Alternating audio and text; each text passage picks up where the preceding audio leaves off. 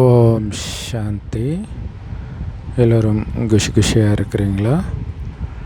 21/6/2026 அவ்யக்த Murali. Original date 15/11/2010. முரளியுடைய தலைப்பு சுயமாற்றத்தின் வேகத்தை தீவிரப்படுத்தி சமஸ்கார சுபாவத்தின் முடிவு விழாவை கொண்டாடுங்கள். ஒவ்வொரு எண்ணம், சொல் மற்றும் கர்மத்தில் பிரம்மா பாபாவை காப்பி பண்ணுங்கள்.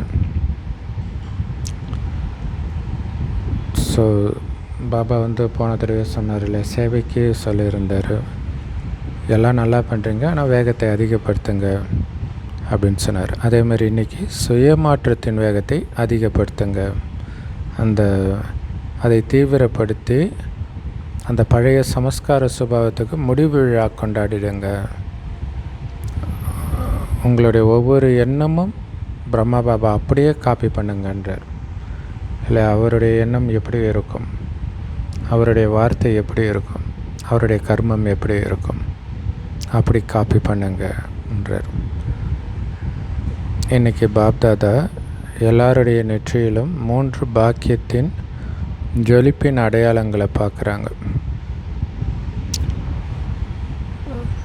முதல் அடையாளம், தந்தை மூலமாக நாம் வளர்க்கப்பட்டிருக்கிறோம் இல்லை, தந்தையுடைய பாலனையின் பாக்கியம்.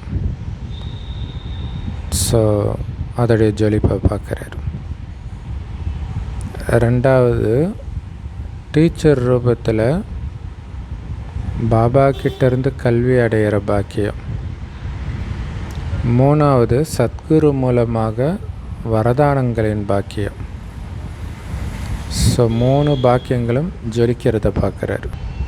ஸோ ஒவ்வொருத்தருடைய நெத்தியிலும் இந்த 3 பாக்கிய ரேகை ஜொலிக்கிறத பார்க்குறார்.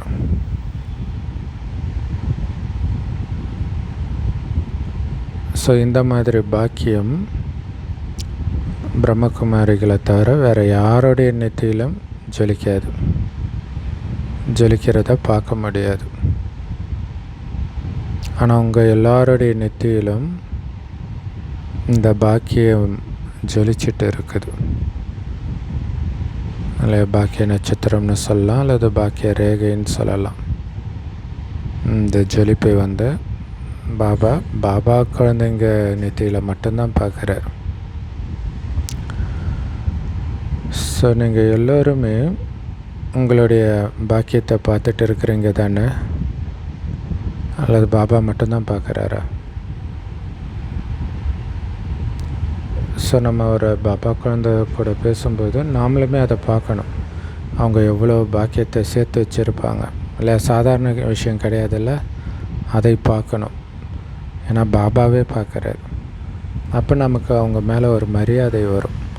சமஸ்கார மோதல் வந்தாலும் அது ஒரு பெரிய விஷயமா தெரியாது. ஸோ எல்லோருக்குமே பாக்கியம் கிடைச்சிருக்குது, பிரம்மகுமாரிகள் எல்லோருக்குமே. ஆனால் எல்லாருடைய பாக்கியத்தின் ஜொலிப்பும் ஒரே மாதிரி கிடையாது.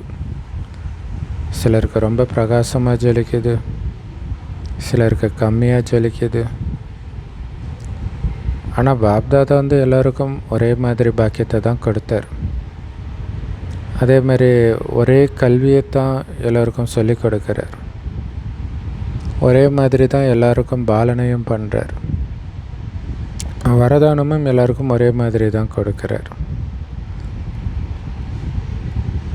ஆதி ரத்னமாக இருந்தாலும் சரி, பின்னாடி வந்த குழந்தையாக இருந்தாலும் சரி, எல்லோருக்கும் ஒரே முரளின் மூலமாக தான் பாலனை கிடைக்கிது, கல்வி கிடைக்கிது. வரதானமும் எல்லோருக்கும் ஒரே மாதிரி தான் கிடைக்கிது. ஆதிரத்தினங்களுக்குன்னு ஸ்பெஷலாக தனி முரளியெல்லாம் கிடையாது. புதுசாக வந்த குழந்தைக்கும் அதே முரளி தான், ஆதிரத்தினங்களுக்கும் அதே முரளி தான். அப்படி இருக்கும்போது ஏன் பாக்கிய ரேகை மட்டும் வரிசை கிரமமாக ஜொலிச்சிட்டு இருக்குது?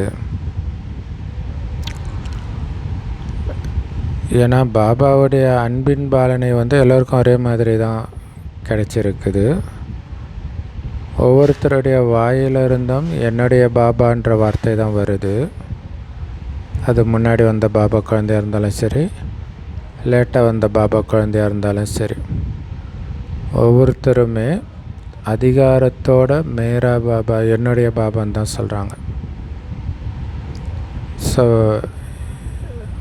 பாபா கிட்டேருந்து அன்பு கிடச்சிருக்குதான்னு யார்கிட்ட வேணாலும் கேளுங்க. எனக்கு எல்லோரையும் விட தந்தையின் அன்பு அதிகமாக கிடச்சிருக்குதுன்னு பெருமையாக சொல்கிறாங்க. ஒவ்வொருத்தருக்கும் இப்படி அனுபவமாகும். அதை தான் ஆச்சரியம். ஒவ்வொருத்தருக்கும் எனக்கு தான் பாபா அதிக அன்பு செலுத்துகிறாரு, எனக்கு தான் அதிக அன்பு செலுத்துகிறாரு, இப்படி தான் அனுபவமாகும். அதே மாதிரி இவர் என்னுடைய பாபா அப்படின்னு மனதார சொல்கிறாங்களே, எந்த பெருமிதத்தில் சொல்கிறாங்க, எவ்வளோ பெருமையாக சொல்கிறாங்க. எனக்கு எல்லோரையும் விட அதிகமான அன்பு கிடைச்சிருக்குது, அந்த பெருமிதத்தில் சொல்கிறாங்க. அது மட்டும் இல்லை, பாபாவுடைய அன்பு முதல்ல என் மேலே தான் இருக்குதுன்னு சொல்கிறாங்க.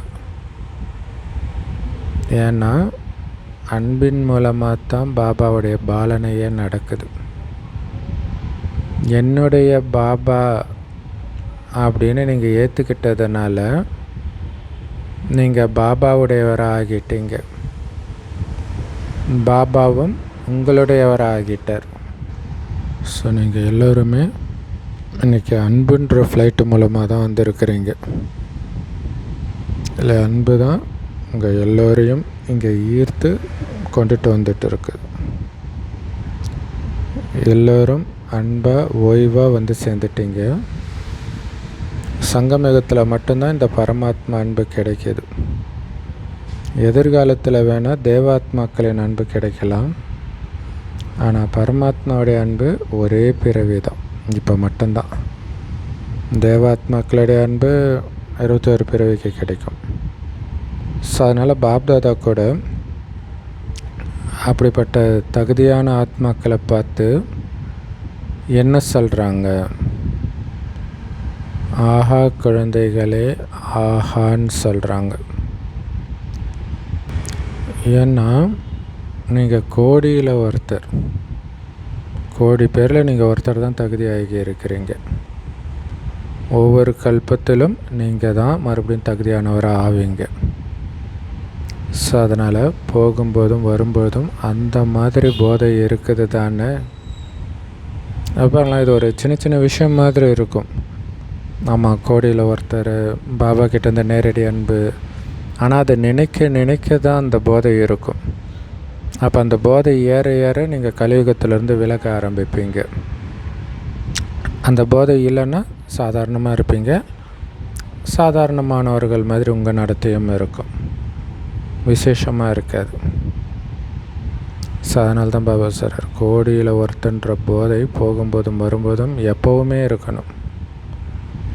ஸோ உங்களுடைய மனம் கூட ஆஹா என்னுடைய பாக்கியமே ஆஹான்னு பாட்டு பாடுது.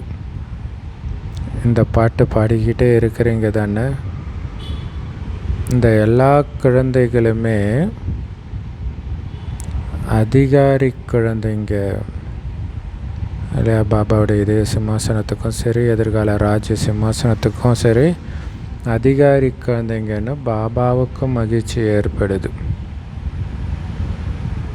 யாருமே தன்னை பரமாத்மா அன்பில் குறைந்தவராக நினைக்கிறது கிடையாது. எனக்கு பாபா கம்மியாக தான் அன்பு செலுத்துகிறான்னு யாருமே நினைக்கிறது கிடையாது. அதே மாதிரி பாபா மேலே அன்பு செலுத்துறதுலேயும் யாரும் தன்னை குறைந்தவராக நினைக்கிறது கிடையாது. ஸோ அதனால் அன்பில் எல்லாருமே தேர்ச்சி பெற்றவர்கள் தான், பாஸ். எல்லாரையும் விட அதிகமான அன்பு யாருடையது அப்படின்னு பாப்தாதா கேட்குறாங்க. நம்முடைய அன்பு குறைஞ்சது கிடையாது அப்படின்னு எல்லாருமே தெரிஞ்சிருக்கிறீங்க. இல்லை, யாருமே என்னுடைய அன்பு கம்மியாக தான்ப்பா இருக்குது பாபா மேலே அப்படின்னு யாருமே சொல்ல மாட்டோம். அதனால தான் பாபா சொல்கிறாரு, அன்பின் பாடத்தில் எல்லாருமே பாஸ் ஆகி இருக்கிறீங்க, அதனால தான் என்னுடைய பாபான்னு சொல்கிறீங்க. ஸோ எவ்வளோ அன்பு பாபா மேலே வச்சுருக்கிறீங்கன்னு ஒவ்வொருத்தரும் தெரிஞ்சிருக்கிறீங்க. இல்லைன்னா உலகில் வாழ்க்கையில் தூக்கி கடைசிட்டு நம்ம பாபா பின்னாடி வந்திருப்போம்மா? அன்பு இருக்கிறதுனால தானே வந்திருக்கிறோம். ஸோ அதனால் எல்லோரும் அன்பில் பாஸ் ஆகிட்டீங்கன்னு பாப் தாதாவும் பார்க்குறாங்க. ஆனால் இப்போ நேரத்தின் அனுசாரம் சுயமாற்றம் அவசியமாக இருக்குது. இல்லை, அன்பு ஓகே, தன்னை மாற்றிக்கிறது அது ரொம்ப அவசியமாக இருக்குது. அதிலும் குறிப்பாக சமஸ்கார மாற்றம், சுபாவ மாற்றம், இது ரொம்ப முக்கியமானது அப்படின்னு பாபா விசேஷமாக சொல்ல இருக்கிறாங்க. இல்லை, சுபாவ சமஸ்காரம் மாறணும் அப்படின்னு சொல்கிறாங்க. ஸோ கண்டிப்பாக நீங்கள் எல்லோரும் சுயமாற்றம் பண்ணுறீங்க, அதில் கவனமாக வைக்கிறீங்க. ஆனால் அந்த சுயமாற்றத்தின் வேகம் தீவிரமாக இருக்கணுன்றார். ஸோ இந்த புது வருடத்தில் இது அந்த வருடம் 2010 முடிய போகிற நேரத்தில் நவம்பர் மாதத்து வாணி இது. ஸோ புது வருடத்தில் சுயமாற்றம், அதாவது சமஸ்கார மாற்றம் செஞ்சே ஆகணும் அப்படின்னு பாபா கிட்ட இதுக்கு முன்னாடி நீங்கள் வாக்குறுதி அளித்தது பாப்தாதாவுக்கும் நினைவு இருக்குது. இல்லை, வருடத்தின் தொடக்கத்தில் நான் செஞ்சே தீருவேன்னு சத்தியம் பண்ணீங்க. அது பாப்தாதாவுக்கு ஞாபகம் இருக்குது. அப்படின்னா என்ன அர்த்தம்? உங்களுக்கு ஞாபகம் இருக்குதா? மறந்துட்டீங்களா? ஞாபகம் இருந்திருந்தால், ஒவ்வொரு நேரமும் ஞாபகம் இருந்திருந்தால் சமஸ்காரம் மாறி இருக்கும். மறதி தான் பிரச்சனையே. அதனால தான் பாபா சொல்கிறாங்க, நீங்கள் சத்தியம் பண்ணது எனக்கு ஞாபகம் இருக்குது, ஆனால் சத்தியம் பண்ணதற்கேற்ப சமஸ்கார மாற்றத்தில் எந்த அளவுக்கு வேகமான முயற்சி தேவையோ அந்த வேகம் இன்னும் அதிகரிக்கணுன்றார். இல்லை, ஸ்பீடு பத்தலை அப்படின்னு பாப்தாதா பார்க்குறாங்க. ஸோ இப்போ பாப்தாதா கேட்குறாரு, பாப்தாதாவை பொறுத்த வரைக்கும் வேகம் பத்தலைன்னு நினைக்கிறாரு. நீங்கள் என்ன நினைக்கிறீங்க? ஏன்னா காலம் நெருங்கிட்டு இருக்குது. அதனால் எவ்வளவு வேகமான மாற்றம் தேவையோ அந்த அளவுக்கு ஒவ்வொருத்தருடைய முயற்சியும் தீவிரமாக இருக்குதுன்னு நினைக்கிறீங்களா? அல்லது இன்னும் அதிகமாக இருக்கணும்னு நினைக்கிறீங்களா? ஏன்னா காலத்துக்கேற்ப காலத்தில் மாற்றங்கள் வேகமாக நடந்துகிட்டு இருக்குது. இப்போ பார்க்குறோம், எல்னினோன்றோம், காட்ஸில் எல்னினோன்றோம், அமெரிக்கா பயங்கரமாக மிரட்டிகிட்டு இருக்குது, அணுகுண்டு எப்போ வேணாலும் யார் வேணாலும் போடலான்ற மாதிரி தான் இருக்குது, வடகொரியா இருக்குது. ஸோ அதிவேகத்தில் மாற்றம் நடக்கிறத நம்ம பார்க்குறோம் உலக அழிவுக்காக. ஆனால் அதுக்குள்ளே நீங்கள் மாறிடணுமே, அந்தளவுக்கு வேகம் இருக்கு அவங்கக்கிட்ட. எப்படி இருக்கணும்னா, ஒரு சங்கல்பம் செஞ்ச மாத்திரத்தில் அது நடந்து முடியணும். இல்லை, ஒரு சங்கல்பம் வச்சிட்டிங்கன்னா டக்குன்னு அது நடக்கணும். அப்போ தான் உங்களுடைய மாற்றமும் தீவிரமானதாக இருக்கும். அந்தளவுக்கு உங்களை நீங்கள் தீவிரமாக மாற்றி இருந்தால் மட்டுமே நீங்கள் நினச்சது டக்குன்னு நடக்கும். ஸோ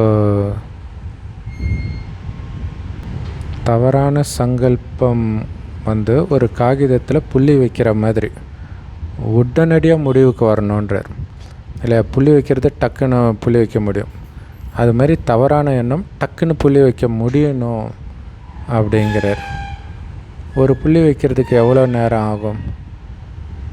தவறான அல்லது வீணான சங்கல்பம் அவ்வளவு வேகமாக மாற்றம் அடையணும் அப்படின்னு பாபா சொல்கிறார். ஒரு வீண் சங்கல்பம் வருதுன்னா அந்த புள்ளி வைக்கிற நேரத்தில் டக்குன்னு மாறிடணுன்றார். சக்திசாலியான சங்கல்பமாக வீண் சங்கல்பம் அல்லது தவறான சங்கல்பம் டக்குன்னு மாறிடணும் சரியான சங்கல்பமாக. ஸோ அந்த மாதிரி வேகத்தை தான் பாபா விரும்புகிறார். அதை உங்களால் எடுத்துகிட்டு வர முடியுமா? தைரியம் இருக்குதா? இப்பொழுதுலேருந்து இவ்வளோ வேகத்தில் என்னால் முற்றுப்புள்ளி வைக்க முடியும்னு நினைக்கிறவங்க கை உயர்த்துங்க. புள்ளி வைக்கிற நேரத்தில் முற்றுப்புள்ளி வச்சிடணும். வீண் எண்ணங்களுக்கு, தவறான எண்ணங்களுக்கு. முடியுமா கை உயர்த்துங்க. தைரியம் வைக்கிற குழந்தைக்கு பாபாவுடைய உதவி கிடைக்கும். தைரியம் வச்சா கண்டிப்பாக உதவி கிடைக்கும். குழந்தைங்களுடைய இந்த உறுதியான சங்கல்பத்தை பார்த்து பாப்தாதாவும் வாழ்த்துக்கள் கொடுக்குறாங்க. என்னால் முடியும் முற்றுப்புள்ளி வைக்கிறதுக்குள்ளே, அதாவது புள்ளி வைக்கிற நேரத்தில் வீண் சங்கல்பங்களுக்கு முற்றுப்புள்ளி வைக்க முடியும் அப்படின்னு தைரியம் வச்சாங்க இல்லையா, அந்த குழந்தைங்களுக்கு தான் பாபா வாழ்த்து தெரிவிக்கிறார். ஏன்னா செஞ்சே ஆகணும் அப்படிங்கிறது தான் உறுதியான சங்கல்பத்துடைய அடையாளம் அப்படின்னு பாப்தாதா முன்பே சொல்லியிருக்கிறாங்க. அதில் உறுதியாக இருக்கிறோன்னா என்ன அர்த்தம்? அதை செஞ்சே தீருவேன் அப்படி இருக்கணும். ஸோ அதனால் இன்றைய சபையில் எல்லோரும் இந்த உறுதியான சங்கல்பத்தை செஞ்சிருக்கிறீங்க தானே? ஸோ உறுதியான சங்கல்பத்தை, அதாவது திருமணம் எல்லோரும் முன்னாடியும் பண்ணுறாங்க இல்லையா? அது ஆக்சுவலாக சத்தியம் பண்ணுறது தான். கடைசி வரைக்கும் இந்த பொண்ணை நான் கைவிட மாட்டேன், இந்த பையனை கைவிட மாட்டேன்னு சத்தியம் பண்ணுறது எல்லோரும் முன்னாடி. அந்த மாதிரி தான் இது. அதை விட பெரிய சபை இல்லை. திருமணத்துக்கு எத்தனை பேர் வந்துட போகிறாங்க? இங்கே எத்தனை பேர் வராங்க? அத்தனை பேர் முன்னாடி சத்தியம் பண்ணியிருக்கிறீங்க, ஞாபகம் வச்சுக்கோங்கன்ற. ஏன்னா இந்த சத்தியத்தை நீங்களும் பார்த்துருக்குறீங்க, தாதிமார்களும் பார்த்துருக்குறாங்க. ஸோ எல்லாருமே, பெரும்பான்மையானவர்கள் கை உயர்த்தினீங்க. அப்போ இது சத்தியம் பண்ணியிருக்கிறீங்க. பாப்தாதா சொன்ன மாதிரி நான் செய்வேன்னு சத்தியம் பண்ணியிருக்கிறீங்க. அப்படின்னா என்ன பண்ணணும்? நாளையிலிருந்தே பழைய சுபாவ சமஸ்காரங்களை முடிவுக்கு கொண்டுட்டு வர விழாவை கொண்டாடலாமா? கை தூக்கிவங்க மறுபடியும் கைகளை உயர்த்துங்க, விழாவை கொண்டாடலாமா அப்படின்னு அர்த்தம். நாளையிலேருந்தே பழைய சமஸ்காரம் எட்டி பார்க்கக்கூடாது. இந்த விழாவை மிகவும் கோலாகலமாக கொண்டாடுங்க. இல்லை, அந்த பழைய குணங்கள் எல்லாம் போயிடுச்சு எங்களுக்கு அப்படிங்கிற விழாவை கோலாகலமாக கொண்டாடுங்க. இதோடைய நினைவு தான் எல்லா பண்டிகைகளும் இல்லையா? ஏன்னா லட்சியம் தைரியமாக வச்சிங்க. அதே மாதிரி லட்சணங்களையும் தைரியமாக வைக்கணும், அவ்வளோதான். இது ஒன்றும் பெரிய விஷயம் கிடையாது. அப்போ இல்லை, லட்சம் வைக்கிறது தைரியம், ஓகே நான் இப்படி ஆவேன், அதே மாதிரி லட்சணத்தையும் அதை எடுத்துகிட்டு வந்துடுங்க. அப்புறம் இது ஒன்றும் பெரிய விஷயம் கிடையாது. பாபாவுக்கு சமமாகணுன்றது தானே லட்சியம். ஸோ இப்போ அந்த லட்சியமும் உங்களுடைய லட்சணமும் ஒன்றா இருக்கணும், அவ்வளோதான். பிரம்மா பாபாவை ஃபாலோ பண்ணுங்க. ஸோ அப்படியே பிரம்மா பாபாவை காப்பி அடிக்க வேண்டியதுதான். அதான் ஃபாலோ ஃபாதர். எப்படி எந்த சங்கல்பம் செஞ்சாலும் பிரம்மா பாபா இப்படி சங்கல்பம் செய்வாரா? கம்பேர் பண்ணுங்கள். எந்த ஒரு வார்த்தை பேசினாலும் பிரம்மா பாபா இப்படி பேசுவாரா? கம்பேர் பண்ணி பாருங்கள். எந்த செயல் செஞ்சாலும் பிரம்மா பாபா இப்படி பண்ணுவார்னா கண்டினியூ பண்ணுங்கள், பண்ண மாட்டார்னா சேஞ்ச் பண்ணி அவர் எப்படி பண்ணுவாரோ அப்படி பண்ணுங்கள், அவ்வளோதான். ஸோ உலகத்தை பொறுத்த வரைக்கும் காப்பி அடிக்கிறது தடை செய்யப்பட்டிருக்குது எக்ஸாமில். ஆனால் இங்கே பாபா காப்பி அடிக்கத்தான் சொல்கிறார். பிரம்மா பாபா அப்படியே காப்பி பண்ணுங்க. நிராகாரமான தந்தைக்கு உடல் இல்லை, அதனால் அவருக்கு உடல் உணர்வு என்ன இருக்கும்? ஆனால் பிரம்மா பாபா தேகதாரியாக தானே இருந்தார். அதனால் அவர் பாஸ் ஆனார்ல, நம்பர் 1 வந்தார்ல. அப்போ அவர் அப்படியே ஃபாலோ பண்ணுங்கள்.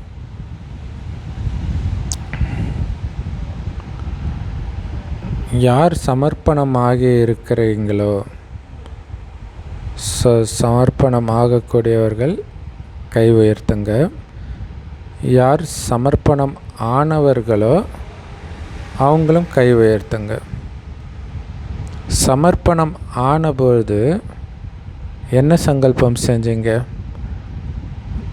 இல்லையா, பாபா கிட்ட சரண்டர் ஆகும்போது என்ன சங்கல்பம் செஞ்சீங்க? பாபா, இந்த உடல், மனம், செல்வம் அனைத்தும் உங்களுடையது, இப்படித்தானே சங்கல்பம் செஞ்சீங்களா? கை உயர்த்துங்க செஞ்சிருந்தா. இப்போ எனது அப்படிங்கிறது எதுவும் கிடையாது.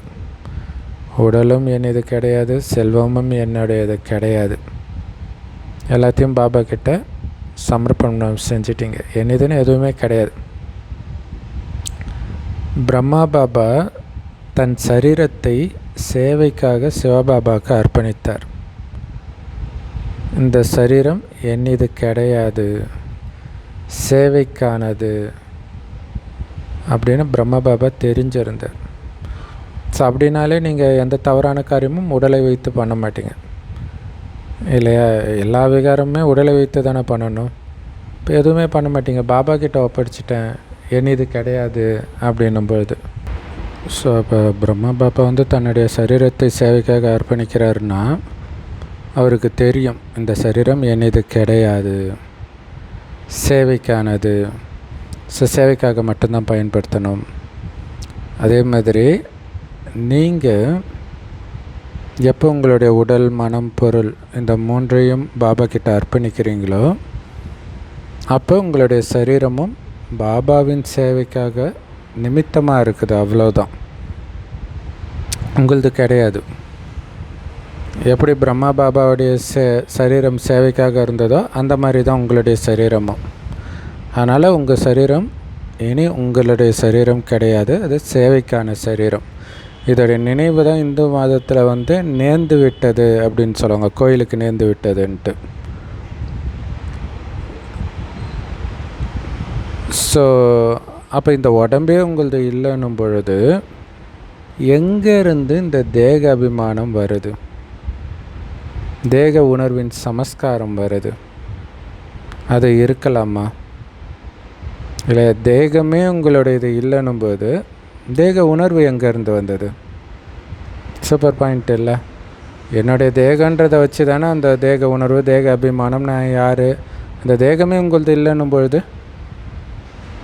அதுதான் மகாபாரதத்தில் முதல்ல தர்மர் தன்னையே அர்ப்பணித்த பிறகு அவருக்கு ஏது மனைவி அப்படின்ட்டு திரௌபதி கேட்பாங்க.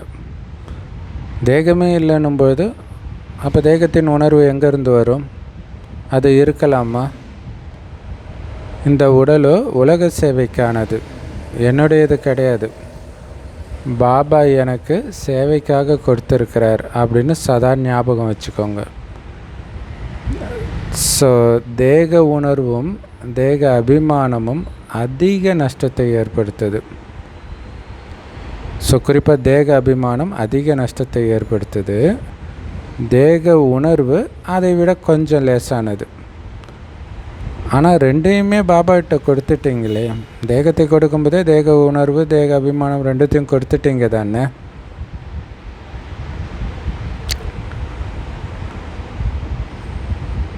எப்போ சரண்டர் ஃபார்ம் நிரப்புறீங்களோ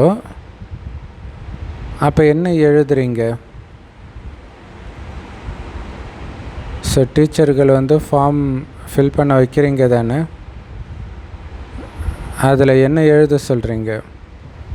என்னுடைய இந்த வாழ்க்கை இப்போது சேவைக்காக அர்ப்பணிக்கப்பட்டுள்ளது அப்படின்னு எழுத சொல்கிறீங்க. இல்லை, இந்த வாழ்க்கையை சேவைக்காக அர்ப்பணிச்சாச்சு. பிராமணர்களாக ஆகியிருக்கிற எல்லோருமே தந்தையிடம் இதே வாக்குறுதி தான் செஞ்சுருக்கிறோம். சரண்டர் பிரதர்னால் சென்டரில் சரண்டர் ஆனவங்க மட்டும்தான் சரண்டர் பிரதர், சரண்டர் சிஸ்டர் கிடையாது. அத்தனை பேரும் பாபா கிட்ட சரண்டர் ஆகி இருக்கிறோம். உடல், மனம், பொருள் மூணுமே தந்தையுடையது, என்னுடையது அல்ல அப்படி தான் பிராமணராகி இருக்கிற அத்தனை பேரும் பாபா கிட்ட சத்தியம் பண்ணியிருக்கிறீங்க. ஸோ அதனால்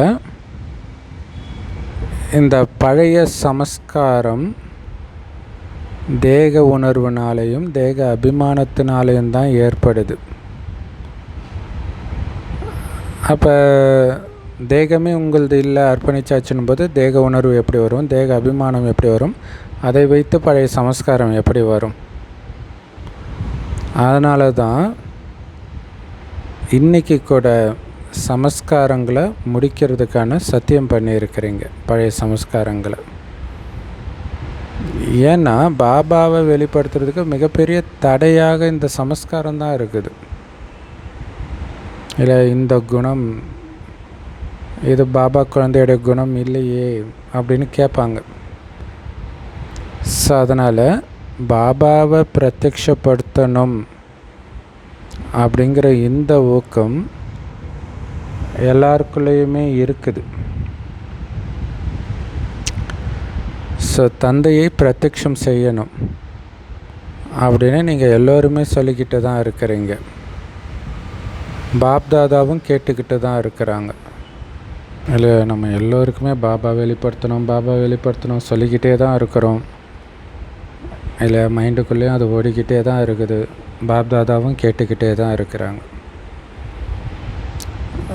இப்போ வரைக்கும் பிரம்மகுமாரர்கள் பிரத்யக்ஷம் ஆகி இருக்கிறாங்க.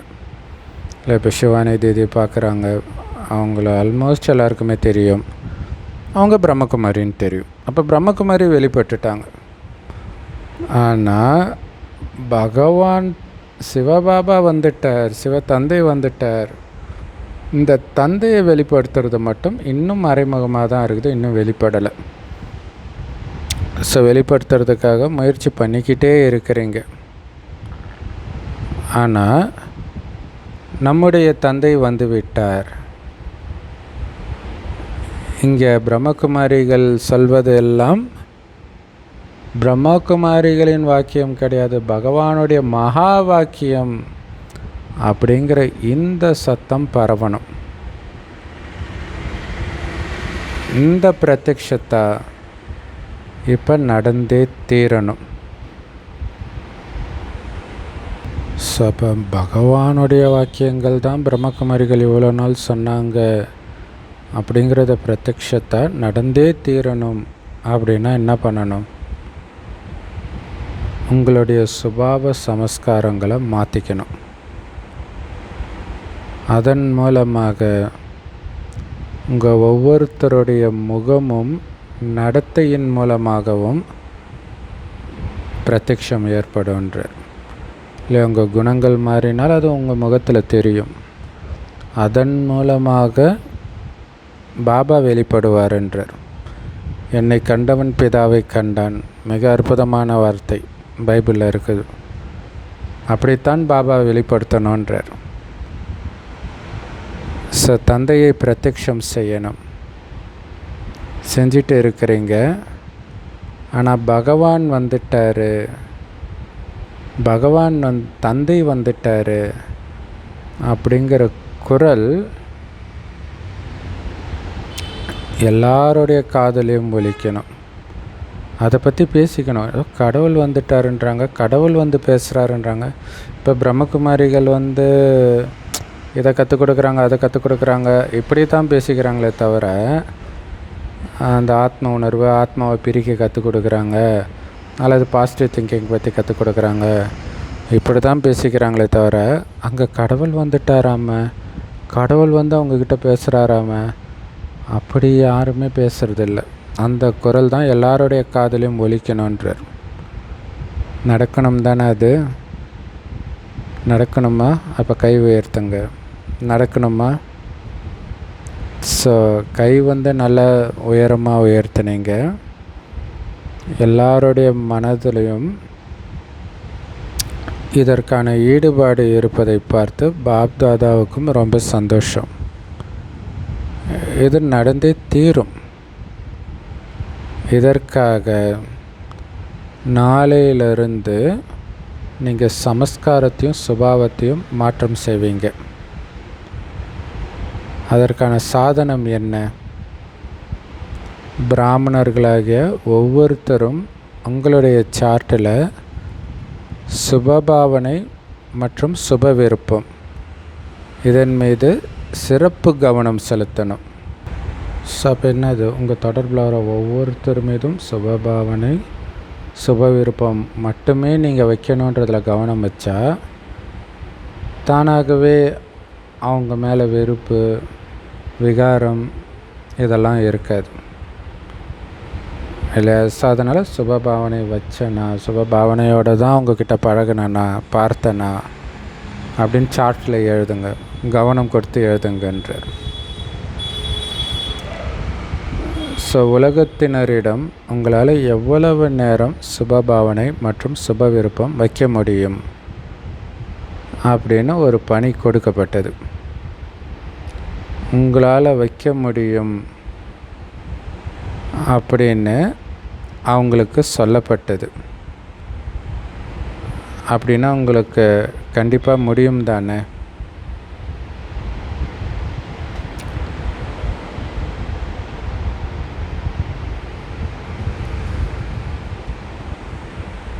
சாரி, ஆக்சுவலாக இந்த ஒர்க்கே அஞ்ஞானிகளுக்கு தான் கொடுத்தாங்களாம். எவ்வளோ நேரம் உங்களால் சுபபாவனை சுப விருப்பம் வைக்க முடியும்ன்ட்டு. ஸோ பாபா குழந்தைங்க கொடுத்துருப்பாங்கன்னு நினைக்கிறேன். அதனால் அவங்கக்கிட்ட உங்களால் வைக்க முடியும் அப்படின்னும் நீங்கள் சொன்னீங்க. அப்போ அவங்களாலே முடியும்னா உங்களால் கண்டிப்பாக முடியும் தானே? ஒரு ஆத்மா மேலே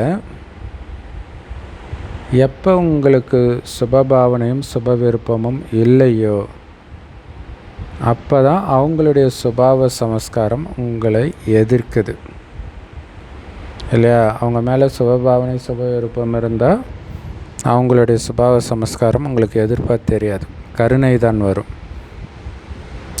அதனால் நீங்களும் அமிர்த வேலையில் இருந்தே நான் ஒவ்வொரு ஆத்மாவின் மீதும் சுபபாவனை மற்றும் சுப விருப்பம் வைத்தே தீருவேன் அப்படின்னு சங்கல்பம் செய்யுங்க. அப்போங்க அமிர்த வேலையில் எழுந்திரிச்ச உடனே நீங்கள் பண்ண வேண்டிய சங்கல்பமே இதை தான் சொல்கிறார். இன்றைக்கி நான் பார்க்க போகிற ஒவ்வொரு ஆத்மாவும் அல்லது நான் நினைக்கிற ஒவ்வொரு ஆத்மா மேலேயும் சுபபாவனை சுப விருப்பம் வைத்தே தீருவேன் அப்படின்னு சங்கல்பம் வைக்க சொல்கிறார். அமிர்த வேலையில் இருந்து அமிர்த வேலையிலேருந்து தூங்க போகிற வரைக்கும் உங்கள் தொடர்பில் வர அத்தனை ஆத்மா மேலேயும் சுபபாவனை சுப விருப்பம் தான். எப்போ அப்படி நீங்கள் உறுதியான சங்கல்பம் வைக்கிறீங்களோ அப்போ தான் அந்த சங்கல்பத்தை முழுசாக உங்களால் நிறைவேற்ற முடியும். மாற்றம் செஞ்சே தீரணும், சுப சங்கல்பம் வச்சே தீரணும் அப்படின்னு உறுதியாக இருக்கும்போது தான் அது முழுமையாக நிறைவேற்ற முடியுன்றார். ஆனால் நிறைவேற்ற முடியாத மாதிரி கண்டிப்பாக பிரச்சனைகள் விஷயங்கள் வரும். அதோடைய வேலை வர்றது, ஏன்னா அது மாயா, அதோடைய வேலை அது கரெக்டாக பண்ணுது. உங்களுடைய வேலை என்ன? அதன் மீது வெற்றி அடையிறது இல்லையா? இல்லாத ஆட்டமெல்லாம் ஆடினாலும் இந்த சாமி வந்து ஆடுவாங்க இல்லையா, எல்லாருக்கும் அந்த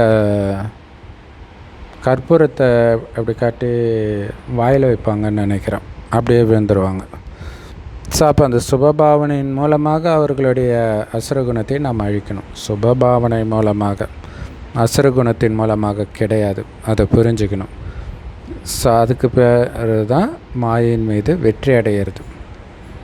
அதனால் நாளைக்கே உங்களுக்குள்ள குழுக்களை உருவாக்குங்க. ஸோ நிமித்தமாக இருக்கிறவங்களோட ஆன்மீக உரையாடல் செய்யுங்க. ஸோ அப்படி ஆன்மீக உரையாடல் செய்து நாம் செஞ்ச சங்கல்பத்தை எப்படி நடைமுறைப்படுத்துறது அப்படின்னு கலந்துரையாடுங்கள் இல்லையா? ஒவ்வொரு தடவையும் அது மாதிரி சங்கல்பம் செய்கிறோம், ஆனால் அது நடைமுறைப்படுத்துறதுல என்னென்ன பிரச்சனை வருது அப்படின்னு கலந்து ஆலோசிக்கும் பொழுது தான் அதற்கான தீர்வு ஒவ்வொருத்தரும் சொல்லுவாங்க, அதை ஃபாலோ பண்ண முடியும். ஸோ மற்றபடி அந்த பழைய சமஸ்காரம் முடிஞ்சிடுச்சு, முற்றுப்புள்ளி வச்சிடுங்க. என்ன நடந்திருந்தாலும் முற்றுப்புள்ளி வச்சிடுங்க. கை உயர்த்தினீங்க இல்லையா, இல்லை பழைய விஷயத்தை நினச்சிக்கிட்டே இருந்தீங்கன்னா அது முற்றுப்புள்ளி வைக்கலை. ஸோ முன்னால் இருக்கிறவங்க கை உயர்த்தினீங்க, அதனால் நீங்கள் நிமித்தமாகணும், கருவியாகணும். ஆரம்பத்தில் பிரம்மா பாபாவுக்கு முன்னாடி எத்தனை விதமான சமஸ்காரம் கொண்டவர்கள் வந்தாங்க. ஆதியில் பிரம்மா பாபா எத்தனை சமஸ்காரங்களின் விளையாட்டுகளை பார்த்தார். ஆனால் பாபாவுடைய ஒத்துழைப்போடு தானும் முன்னேறி மற்றவர்களையும் முன்னேற்றி கொண்டே இருந்தார். அதன் விளைவாக இன்றைக்கி எவ்வளவு எண்ணிக்கை அதிகரிச்சிருக்குது பாருங்கள். அதனால் அசைக்கக்கூடிய விஷயங்கள் வந்த போதிலும் அவர் அசையாமல் இருந்தார். அதன் விளைவாக தான் இத்தனை சென்டர்கள் திறக்கப்பட்டு இருக்குது, எத்தனை நிகழ்ச்சிகள் நடந்துட்டு இருக்குது. ஸோ அதே மாதிரி நமக்கும் வரும். நீங்கள் ஆடாமல் அசையாமல் இருங்க, சுப சங்கல்பத்தை மட்டும் வைப்பேன் அப்படின்றதில் உறுதியாக இருங்க, அப்போ தானாகவே பாபா வெளிப்படுவார்ன்றார். ஸோ அதுக்கு ஆன்சர் பார்த்திங்கன்னா மர்ஜீவா வாழ்க்கை தான். இறந்து பாபா கிட்ட முழு பலியாகிறது. இயேசுநாதர் சிலுவையில் அறையப்பட்டதும் அதே விஷயந்தான். அம்மன் காலடியில் இருக்கிற அந்த கழுத்து மாரியம்மன் கழுத்தளவு இருக்குமே, அதுவும் அதே தான். அம்மன் மடியில் ஒரு அசுரன் விழுந்து கிடப்பானே, அதுவும் நாமளே தான். ஸோ இதெல்லாம் வச்சு ஞாபகம் வச்சுக்கணும் எப்போவுமே. அடிக்கடி இதை மனதுக்குள்ளே அசை போடும்போது மட்டும்தான் இது ஞாபகம் வரும், இல்லைன்னா அப்படியே மற்ற விஷயங்கள் வந்து மறக்கடிச்சிடும். இப்போ பாருங்கள், எத்தனை நிகழ்ச்சிகள் நடந்திருக்குது. இந்த ஒட்டுமொத்த பலனும் பிரம்மா பாபாவுடைய தைரியத்தினால் வந்தது. முதல்ல பிரம்மா பாபா தனித்து இருந்தார், பிறகு நீங்கள் வந்தீங்க. ஆனாலும் அவர் தனியாளாக தைரியம் வைத்து முன்னேறினார். அதன் நடைமுறை பலனாக தான் நீங்கள் எல்லோரும் இன்றைக்கி அவருக்கு துணையாக இருக்கிறீங்க. ஸோ தைரியம் ரொம்ப முக்கியம். பாபா வழிப்படி நடந்தே தீருவன்ற தைரியம் இருக்கணும். தைரியம் இருக்குது தானே. பிரம்மா பாபா தனியாளாக தைரியம் வச்சார். நீங்கள் நிறைய தோழர்கள் இருக்கிறீங்க, அதனால் தந்தையை ஃபாலோ பண்ணுங்கள். எல்லோரும் தங்களை பிரம்மா பாபாவுடைய குழந்தைகள், பிரம்மா பாபாவுக்கு துணையாக இருக்கும் குழந்தைகள் அப்படின்னு உங்களை உணர்றீங்க தானே. ஸோ நாம் பிரம்மா பாபாவோட ஒன்றா இருக்கிறோம், ஒன்றாகவே செல்வோம் மற்றும் பிரம்மா பாபாவோடு இணைந்து ராஜ்யத்துக்கு வருவோம். அதனால் இப்போ தான் வந்து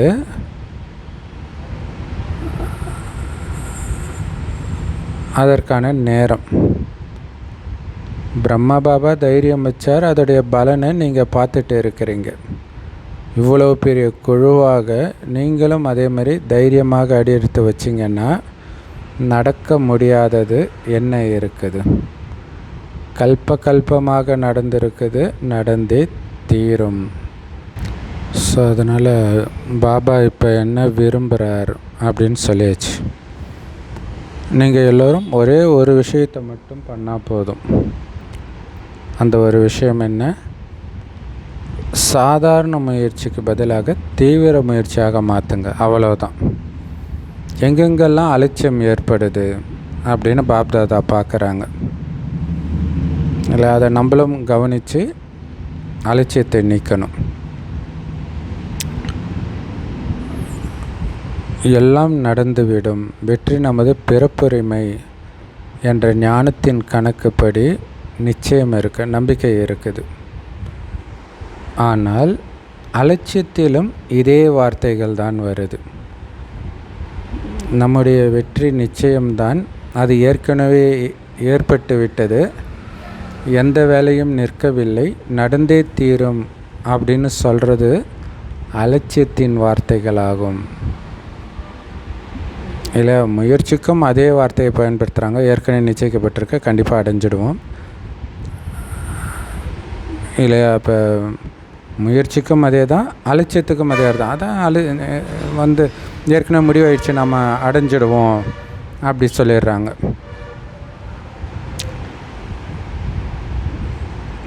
ஸோ அதனால் பாபா சொல்கிறாரு, எந்த வேலையும் நிற்காது, நடந்தே தீரும். இது அலட்சியம். அதனால் இந்த சமஸ்காரத்தை சோதனை செய்யணும். இல்லை, வேலை நம்ம தானே செய்யணும், வேலை நிற்காது நடந்தே தீரும்னா அது அலட்சியமாக இருக்குது. ஸோ அந்த சமஸ்காரம் இருக்குதா, இதை சோதனை செய்யணும்.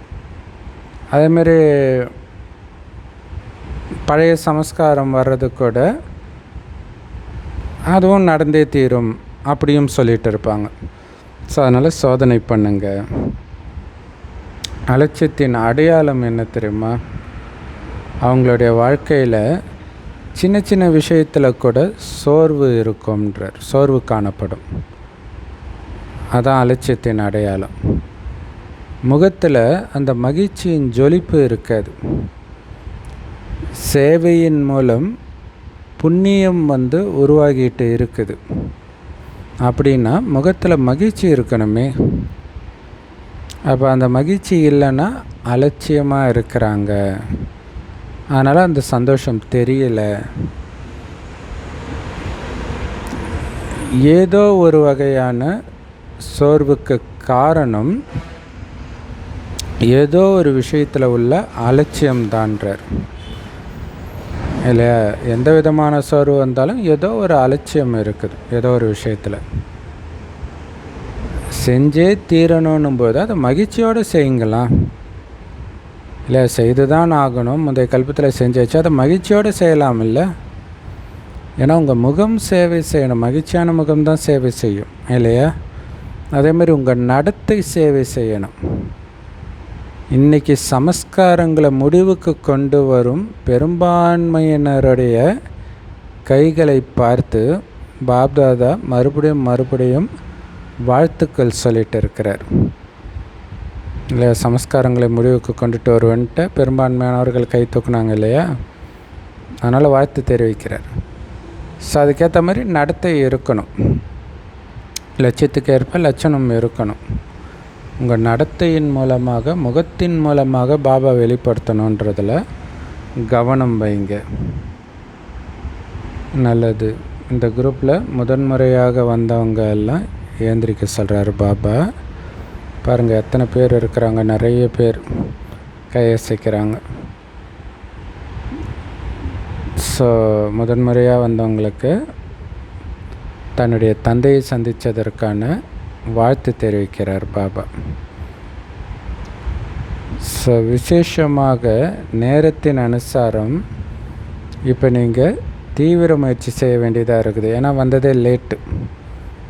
இல்லை, 2010 சொல்கிறாரு பாபா லேட்டுன்னு. அதுக்கப்புறம் வந்தவங்களாக இருந்தால், இல்லை பெரும்பான்மையானவர்கள் இதை கேட்குறவங்க அதுக்கப்புறம் தான் வந்திருப்பீங்க. யார் தீவிர முயற்சி செய்கிறாங்களோ, தளர்வாக கிடையாது, மந்தமாக கிடையாது, தீவிரமாக முயற்சி செய்கிறவங்க கடைசியில் வந்தாலும் வேகமாக போய் முதலில் வருவார்கள். அதான் last so fast, fast so first அப்படின்னு பாபா சொல்லுவார். வேகமாக போய் வேகத்தின் மூலமாக முதலாவதாக இடத்திற்கு வந்துடுவாங்க. யார்? தீவிர முயற்சி செய்கிறவங்க. லேட்டாக வந்தாலும் அப்போ அதுக்கு முன்னுதாரணமாக நான் இருக்கணும்னு நினைக்கணும். ஸோ அந்த மாதிரி அதிசயம் செய்யணும். நீங்கள் கண்டிப்பாக வாய்ப்பு இருக்குது. நாம் கடைசியில் தானே வந்திருக்கிறோன்னு நினைக்காதீங்க. அப்படி கிடையாது. உங்களால் வேகமாக போக முடியும். ஆனால் ஒவ்வொரு நேரமும் தீவிர முயற்சி செஞ்சே ஆகணும், மாறியே தீரணும். ஸோ அதனால் கடைசியில் தானே வந்திருக்கிறோம், நம்மளால் எப்படி போக முடியும் அப்படி நினைக்காதீங்கன்றார். அந்த மனச்சோர்வு வரக்கூடிய எந்த விஷயத்தையும் காதலே வாங்கிக்காதீங்க. சிலர் அப்படி சொல்லுவாங்க, அவங்களாம் ரெடி ஆகிட்டாங்க ஏற்கனவே, நீங்களாம் லாஸ்ட்டாக வந்திருக்கிறீங்க, இப்படியெல்லாம் சொல்லுவாங்க. இந்த காதலை வாங்கி அந்த காதலை தள்ளுங்க.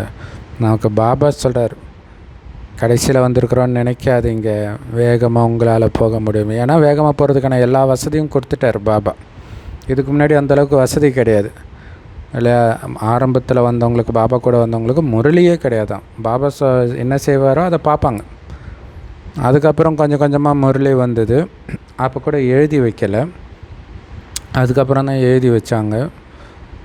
ஸோ இப்போ எல்லாருக்கும் இன்டர்நெட்டில் வர அளவுக்கு வந்துடுச்சு எல்லா மொழியிலையும். அதனால் ஒவ்வொரு நேரமும் நீங்கள் தீவிர முயற்சி செஞ்சே ஆகணுன்ற சாய்ஸே இல்லை நமக்கு. ஏன்னா வந்ததே லேட்டு, மாறியே தீரணும். பார்த்துக்கலான்ற வார்த்தையே இருக்கக்கூடாது. பார்த்துக்கலாம் யோசிக்கலாம் கிடையாது, இப்போவே பண்ணணும். இப்பொழுது இல்லையில் எப்பொழுதும் இல்லை. இப்போவே நீங்கள் பண்ணலன்னா எப்போ பண்ண போகிறீங்க? முடிஞ்சு போச்சு. ஸோ அதனால் உங்களுடைய வீட்டுக்கு, உங்கள் அப்பா வள்ளலுடைய வீட்டுக்கு வந்திருக்கிறீங்க. அதனால் உங்களுடைய எல்லா சகோதர சகோதரிகளும் உங்களை வரவேற்கிறாங்க. நல்லது. ஸோ பாப்தாதா எல்லா குழந்தைங்களுக்கும் அன்பு நிறைந்த அன்பு நினைவுகளை கொடுக்குறாரு. தூரத்தில் இருந்தால் கூட சில குழந்தைங்க பார்க்குறாங்க, சில குழந்தைங்க சந்திக்கிறாங்கன்னு பாப்தாதாவுக்கு தெரியும்.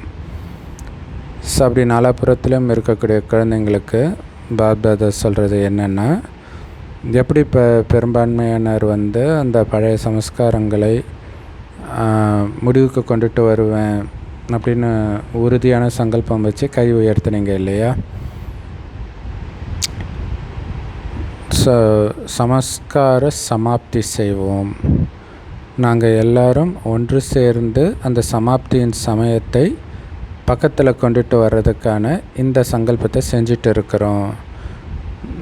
நாலாபுறங்களிலும் சமயம் சம்பூர்ணமாகிறதுனால பிரம்மா பாபா, சிவபாபா இந்த 2 பேரையும் நம்முடைய பாபா வந்துட்டார் அப்படின்னு பிரத்யக்ஷம் செய்வோம் அப்படின்னு இப்போ நீங்கள் எல்லோரும் ஒன்று சேர்ந்து ஒரே சங்கல்பம்ன்ற கையை உயர்த்தி கொண்டு இருக்கிறீங்க இல்லை, வெளிப்படுத்தியே தீருவோம் அப்படின்னு.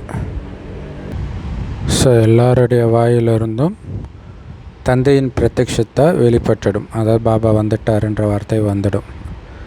இப்போ இந்த வருடத்தில் தந்தையை பிரத்யக்ஷம் செஞ்சே ஆகணும் அப்படின்னு திட சங்கல்பம் வைங்க. இல்லை, உங்களுடைய சுயமாற்றத்தின் மூலமாக பாபாவை வெளிப்படுத்தணும், சுப சங்கல்பத்தின் மூலமாக பாபா வெளிப்படுத்தணும். ஸோ பாதி வேலையைத்தான் செஞ்சுருக்கிறீங்க. தந்தை குழந்தைங்களை உலகத்துக்கு முன்னாடி பிரத்யக்ஷம் செஞ்சிட்டார். பிரம்மகுமாரிகள்னு எல்லாருக்கும் தெரிஞ்சிச்சுல, அப்போ குழந்தைங்களை வெளிப்படுத்தியாச்சு. இப்போ நீங்கள் யாருடைய குழந்தைங்க? அந்த பகவான் வந்துட்டாருன்ற சத்தம், அந்த அப்பாவை வெளிப்படுத்துகிற அந்த சத்தம் உலகத்தின் ஒவ்வொரு குழந்தை வரைக்கும் கொண்டு சேர்க்கறது இப்போ குழந்தைங்களுடைய காரியம். சூப்பர் இல்லையா? ஸோ பிரம்மகுமாரிகள் அந்த பேர் குழந்தைங்களை பாபா பிரத்யக்ஷப்படுத்திட்டார். இப்போ குழந்தைங்க அப்பாவை பிரத்யக்ஷப்படுத்தணும். ஸோ அதனால் எல்லோரையும் பாப்தாதா பார்த்து ஒவ்வொருத்தருக்கும் உள்ளத்தின் சிநேகம், உள்ளத்தின் அன்பு, உள்ளத்தின் ஊக்கம், உற்சாகம் சகிதமாக அன்பு நினைவுகள் கொடுத்துட்டு இருக்கிறாங்க. நல்லது. ஸோ அந்த தடவை சேவைக்கான டர்ன் கர்நாடகா மண்டலத்துக்கானது. சேவைக்கான வாய்ப்பை எடுத்துக்கிறது அப்படின்னா தந்தையை சமீபமாக எடுத்துக்கிறதுக்கான வாய்ப்பு கிடைக்கிறதுன்னு அர்த்தம். தந்தைக்கு சமீபமாக வர்றதுக்கான வாய்ப்பு இல்லை. சேவை செய்கிறீங்கனாலே பாபாவுக்கு பக்கத்தில் வரீங்க, நெருக்கத்தில் வரீங்கன்னு அர்த்தம். பாருங்கள், சேவையின் காரணத்தினால எத்தனை பேருக்கு வர்றதுக்கான வாய்ப்பு கிடைக்கிது. நிமித்த டீச்சர்களாகிய உங்களுக்கு எல்லாருடைய ஆசீர்வாதங்களும் கிடைக்கிது. ஏன்னா சேவைக்கான தைரியம் வச்சிங்க, அதனால் இத்தனை பேருக்கு வாய்ப்பு கிடைச்சிருக்குது. புதியவர்கள் கூட முதன்முறையாக நிறைய பேர் வந்திருக்கிறாங்க. ஸோ கர்நாடகத்தை சார்ந்தவர்களில் முதன்முறையாக வந்தவங்கள பாபா கை உயர்த்த சொல்கிறாரு. பாருங்கள், முதன்முறையாக வந்தவங்களே நிறைய பேர் வந்திருக்கிறாங்க. கர்நாடகத்துடைய வளர்ச்சி நன்றாக இருக்குது. இப்போ எப்படி வளர்ச்சி அடைஞ்சிருக்கிறீங்களோ அதே மாதிரி தீவிர முயற்சியின் விதியின் அலைகளை நாலாபுறமும் பரவ செய்யுங்க. ஏன்னா லேட்டாக வந்தவங்களுக்கு டைம் கம்மி, ஸோ தீவிர முயற்சி பண்ணணும் இல்லையா, அந்த வைப்ரேஷன் பரவணும் அப்படின்னு அர்த்தம். தீவிர முயற்சி பண்ணணும், முதல் நம்பரில் வரணும். ஸோ சமஸ்கார சமாப்தி, அதாவது பழைய சமஸ்காரத்தை முடிக்கிறதுல நம்பர் 1 வரணும். வர முடியுமா? ஸோ யாரெல்லாம் என்னால் முதல் நம்பர் எடுக்க முடியும்னு நினைக்கிறீங்களோ அவங்க கை உயர்த்துங்க. நல்லது. ஸோ தங்களுக்குள்ள குழுவாக இணைந்து நிகழ்ச்சியை உருவாக்குங்க. ஸோ எல்லோருமே ஒன்று தான், வெவ்வேறான இடத்துல இருந்தால் கூட நீங்கள் எல்லோரும் ஒருவர் தான். அந்த மாதிரி அதிசயம் செஞ்சு காட்டுங்க. அப்படின்னு என்ன அர்த்தம்? வெவ்வேறு சமஸ்காரம் முதல் வரும், வெவ்வேறு இடத்துக்காரங்க நாங்கள் எதுக்கு ஒன்றா சேர்ந்து சேவை செய்யணும்னு தோணும். இல்லை, நாங்கள் எல்லோரும் ஒன்று தான் நிரூபிக்கிற மாதிரி அதிசயம் செஞ்சு காட்டுங்கன்றார். அந்த சமஸ்காரம் முதல் இருக்கக்கூடாது, புதிய குணம் இருக்கணும். அந்தளவுக்கு தைரியம் இருக்குதா? ஸோ அதனால் பாப்தாதாவுக்கு செய்தி வந்துட்டு இருக்குது. மதுபனுக்கு ஒவ்வொரு மாதமும் தன்னுடைய மாற்றத்திற்கான செய்தியை நீங்கள் எழுதணும். ஸோ ஒவ்வொரு மாதத்துக்கான செய்தியை எழுதுவீங்க தானே? அதாவது ஒவ்வொரு மாதமும் எவ்வளோ மாறி இருக்கிறீங்க, பழைய சமஸ்காரங்களை எந்த அளவுக்கு அழிச்சிருக்கிறீங்க அப்படின்னு எழுதணும். ஸோ இது வரைக்கும் நடந்து போச்சு. இப்போ நம்பர் 1 ஆகி காட்டுங்க. நல்லது. சேவை நீங்கள் நல்லா செய்கிறீங்க. இப்போ அந்த சேவையை குழுவாக நீங்கள் செய்கிறத பார்க்க பாப்தாதா விரும்புகிறாங்க. அதுக்கு எல்லோருக்கும் உதாரணமாகுங்க. தயாராக இருக்கிறீங்களா? கை உயர்த்துங்க. பாருங்கள், ஒரு மாதத்தில் ரிசல்ட் வந்துடும். நல்லது. மிக மிக விசேஷமான அன்பு நினைவுகள். வரதானம் சம்பூர்ண சமர்ப்பணத்தின் விதி மூலம் தன்னுடையது என்பதன் அதிகாரத்தை முடிவடைய செய்யக்கூடிய சமமான துணைவர் ஆகுங்கள். அதுக்கு விளக்கம், இணைந்தே இருப்போம், இணைந்தே செல்வோம், இணைந்தே ராஜ்யம் செய்வோம் அப்படின்னு பாப்தாதா கிட்ட உறுதிமொழி செஞ்சுருக்கிறீங்க. எப்போ துணைவனுக்கு சமம் ஆவீங்களோ அப்போ தான் இந்த உறுதிமொழியை உங்களால் நிறைவேற்ற முடியும். சமநிலை அப்படிங்கிறது அர்ப்பணிப்பு உணர்வில் இருந்து வரும். அனைத்தையும் அர்ப்பணித்து விட்டபோது தன் மீதோ அல்லது மற்றவர்கள் மீதோ உள்ள அதிகாரம் முடிவுக்கு வந்துடுது. இன்னும் யாரிடமாவது அதிகாரம் இருக்கும் வரை முழுமையான அர்ப்பணிப்பில் குறைபாடு இருக்குது. அதனால் சமமாக மாற முடியாது. எனவே இணைந்தே இருப்பதற்காக, இணைந்தே பறப்பதற்காக சீக்கிரத்திலும் சீக்கிரமாக சமமானவர் ஆகுங்கள். ஸோ செம பவர்ஃபுல்லான வரதானம் இது. உள்ளேயுமே இதை பற்றி பேசியிருப்பார். ஸோ பாபாவோட இணைந்தே இருப்போம், இணைந்தே செல்வோம், இணைந்தே ராஜ்யம் செய்வோம் அப்படின்னு உறுதிமொழி கொடுத்துருக்குறோம் இல்லையா? ஸோ அப்படின்னு என்ன அர்த்தம்? அவருக்கு துணையாகவே நம்ம இருப்போம். அது எப்போ சாத்தியம்? அவருக்கு சமமாகும்போது தான் அவர் கூடவே இருக்க முடியும். அப்போ தான் இந்த உறுதிமொழி நிறைவேற்ற முடியும், கூடவே இருப்போன்றதை. அப்போ சமநிலை எப்படி வரும்? அர்ப்பணிப்பு உணர்வின் மூலம் வரும்ன்றார். எப்படி பிரம்ம பாபா எல்லாத்தையும் அர்ப்பணிச்சிட்டாரோ அதேமாதிரி நீங்களும் எல்லாத்தையும் அர்ப்பணித்த பிறகே வரும். தன் மீதோ மற்றவர்கள் மீதோ உள்ள அதிகாரம் முடிவுக்கு வந்துடும்ன்றார். எல்லாத்தையும் அர்ப்பணிச்சிட்ட பிறகு எதுவுமே இது இல்லைன்னும் போது எப்படி அதிகாரம்? இப்போ ஒரு வீடு இருக்குது, அதை ஒருத்தருக்கு விற்றுட்டீங்க, இப்போ போய் சொந்தம் கொண்டாடுவீங்களா? இல்லை, அந்த மாதிரி தான் பாபா கிட்ட கொடுத்தாச்சு. அப்போ எப்படி அதன் மீது நீங்கள் உரிமை கொண்டாட முடியும்? இது என்னுடைய கணவன், என்னுடைய மனைவின்ட்டு. அதான் திரௌபதி கேட்குறாங்க.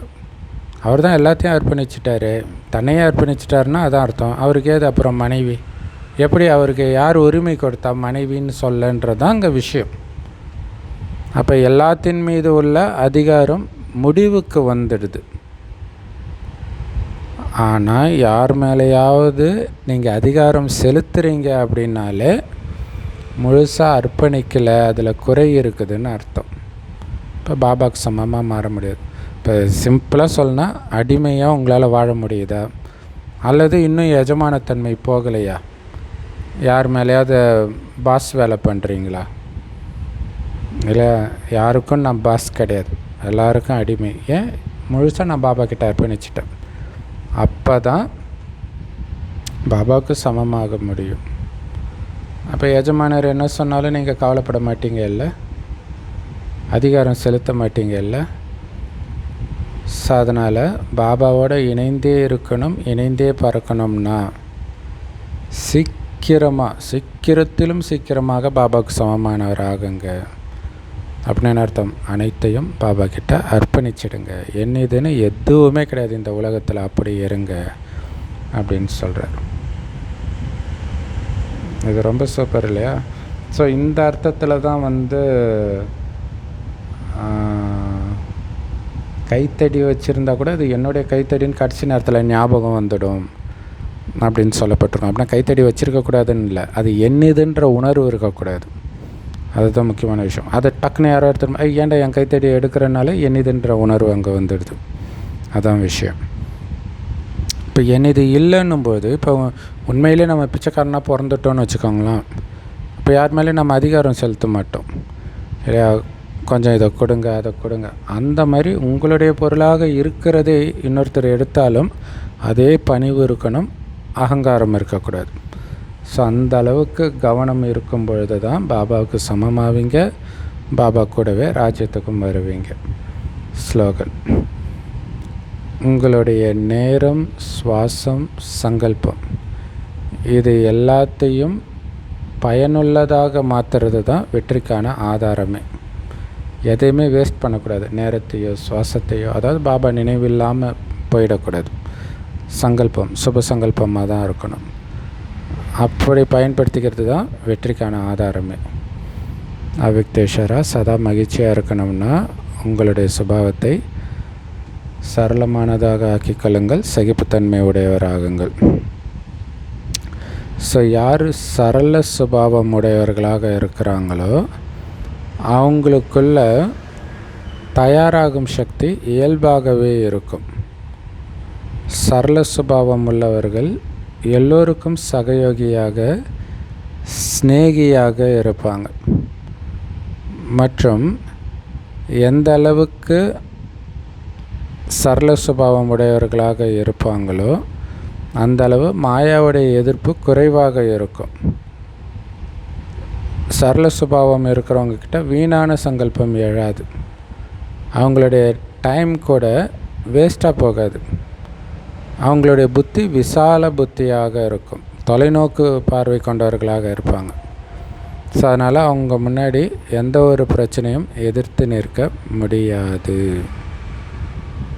அப்போ சரள சுபாவம் கொண்டவர்களுக்கு எவரடியாக தான் இருப்பாங்க எப்போவுமே, இயல்பாகவே. இல்லை, எதுவுமே என்னதுன்ற அந்த உணர்வு இருக்காது, பார்த்தும் பார்க்காம இருப்பாங்க. அப்படின்னு அர்த்தம் போகிறதுக்கு தயாராக இருக்கிறாங்க, பாபா கூப்பிட்டா போகிறதுக்கு. ஸோ அதனால் அவங்க எல்லோருக்கும் சகயோகியாக, ஸ்நேகியாகவும் இருப்பாங்க சரள சுபாவம் கொண்டவர்கள். எந்த அளவுக்கு சரள சுபாவம் உடையவர்களாக இருக்கிறாங்களோ அந்த அளவுக்கு மாயா அவங்கள எதிர்க்காது. அது ரொம்ப கம்மியாக தான் இருக்கும் இல்லையா? இவங்களுக்கு எதிர்க்கிற குணம் இருந்தால் தானே மாயா எதிர்க்கிற குணமே இல்லை, நடப்பதெல்லாம் நன்மைக்குன்னு சாட்சியாக பார்த்தாங்கன்னா என்ன பண்ணிட முடியும் மாயாவினால்? ஸோ அதனால தான் சரள சுபாவம் இருக்கிறவங்க கிட்ட வீணான சங்கல்பமே வராதுன்ற